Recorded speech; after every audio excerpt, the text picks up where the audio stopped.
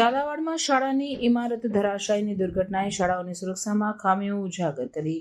રાજસ્થાનના ઝાલાવાડમાં સરકારી શાળાની જર્જરિત ઇમારત ધરાશાયી થતાં 7 નિર્દોષ બાળકોના મોત નીપજ્યું અને અનેક બાળકો ઘાયલ થયા।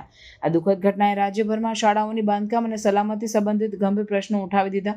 શાળાની ઇમારત નાજુક હાલતમાં હોવાની અને તેમાં શિક્ષણ કે બાળકોની સુરક્ષા માટે પૈસા કે વ્યવસ્થાનો અભાવ હોવાની ચર્ચા થઈ રહી છે। આ ઘટના માત્ર ઝાલાવાડ પર મર્યાદિત નહીં રહી, પરંતુ રાજ્યના અન્ય જિલ્લાઓમાં પણ સરકારી શાળાઓની સ્થિતિ અંગેની ચિંતાઓ જન્મી છે। ઉદાહરણ તરીકે ગંગાનગરમાં આવેલી એક શાળા લગભગ 100 વર્ષ જૂની છે, જ્યાં છત ખૂબ જ નાજુક છે અને દિવાલો પણ ખરાબ હાલતમાં છે। આવા જર્જરિત માળખા હેઠળ શિક્ષણ અને બાળ સુરક્ષા બંનેનો જોખમ વધ્યું છે, જે તાત્કાલિક ધ્યાનની માંગ કરે છે।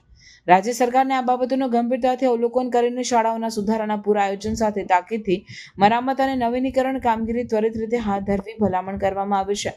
સાથે સાથે વિદ્યાર્થીઓ અને શિક્ષકોની સલામતી માટે જરૂરી સુરક્ષા વ્યવસ્થા વધુ સુદૃઢ કરવાની જરૂર છે।